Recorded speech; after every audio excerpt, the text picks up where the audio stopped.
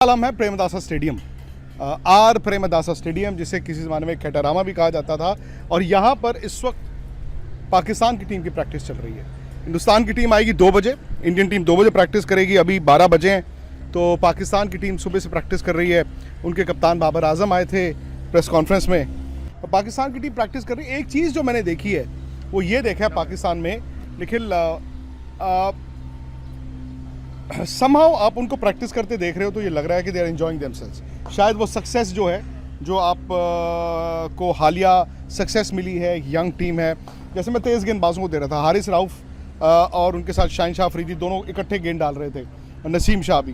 तो हारिस राउफ गए हैं, उन्होंने शाहीन को कहा कि डंडे से मार दो। कह रहे उस बॉल तो डंडे पे नहीं लगी, अगली बॉल डंडे पे लग गई।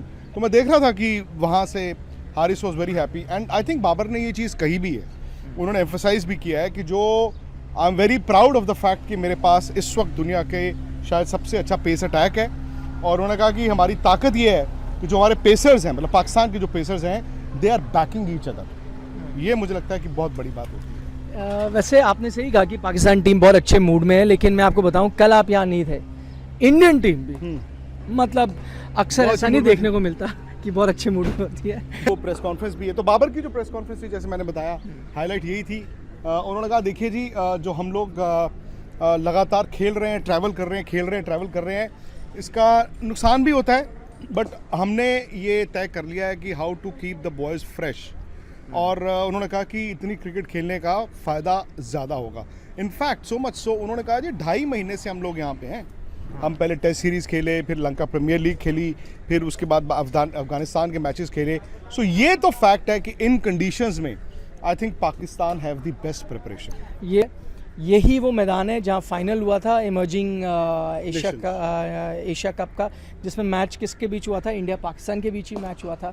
वो हाई स्कोरिंग मैच था, वो मैच पाकिस्तान ने जीता है।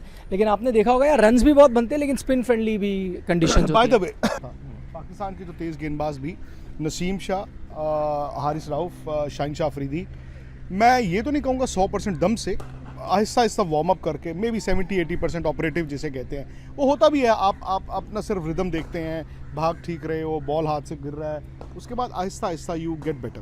हाँ बिल्कुल नहीं। एंड आई ऑल्सो थिंक एक और चीज़ है कि ये जब मैच में अगर ये कंडीशंस हुई ना, तो जो आपके तेज़ गेंदबाज हैं वो शुरू में विकेटें निकालते तो निकालते, बाद में जान नहीं रहनी इतनी। अब उस तरह की बॉलिंग करना बहुत मुश्किल होगा बैट्समैन के लिए, फिर कुछ हद तक सही हो जाता है। मेरा सवाल आपसे ये है कि प्रेमदासा, अगेन हम जानते हैं जब स्पिनर का बड़ा रोल होता है, तो पाकिस्तान क्या इंडिया के अगेंस्ट 4 तेज़ गेंदबाज 1 स्पिनर खिलाएगा या 2 स्पिनर? और यहाँ पे तो आपको 2 स्पिनर खिलाने होंगे। हो सकता था पले किले में वो करते जब, लेकिन पले किले में उन्होंने वो नहीं किया। बट आई थिंक पाकिस्तान को इतना फर्क नहीं पड़ता अगर आप 2 स्पिनर खिलाते हो। In the sense I know bowling उनकी थोड़ी वीक होती है, बट जो बैटिंग जो दोनों स्पिनर्स देते हैं ना, नवाज और शादाब, वो मतलब उनको परेशानी नहीं है, वो बैलेंस नहीं ढूंढना। इंडिया के अगेंस्ट भी और उसके बाद अगले मैच में बांग्लादेश, उन्होंने ऊपर से दोनों टीमों के 4 आउट किए, लेकिन बीच में उन्होंने टीमों को रिकवर होने का मौका भी दिया।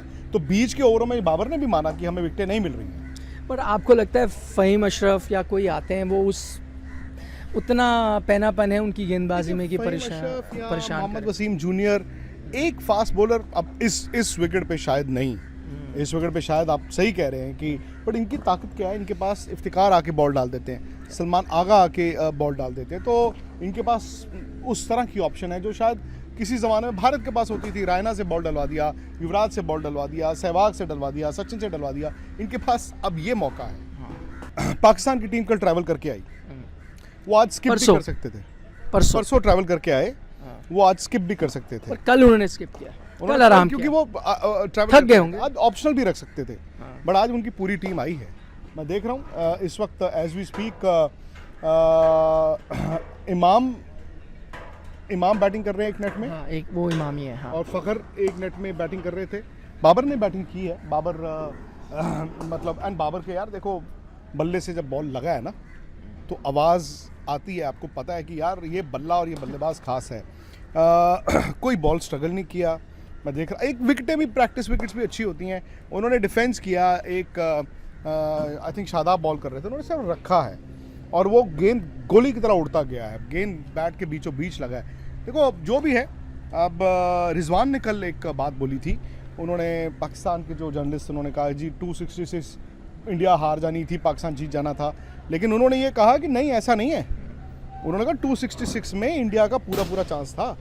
उन्होंने कहा, उनका वर्ड उन्होंने जो यूज़ किया, बोला उन्होंने चैलेंजिंग टोटल था वो उन कंडीशन में। उन्होंने कहा ज़्यादातर लोग देखेंगे 266 वनडे क्रिकेट में कम नजर आता है, लेकिन उस मैदान पर वो 266 चैलेंजिंग था। फिर उन्होंने इंडियन बॉलिंग के बारे में बात की। उन्होंने कहा उनकी जो फास्ट बॉलिंग है वो भी अब अच्छी है, वो पुराने वाले दिन नहीं रहे कि भाई इंडियन फास्ट बॉलिंग इतना पैनापन नहीं होता था, स्पिन गेंदबाज ज़्यादातर विकेट निकाले थे। रिजवान ने माना कि नहीं, इंडियन फास्ट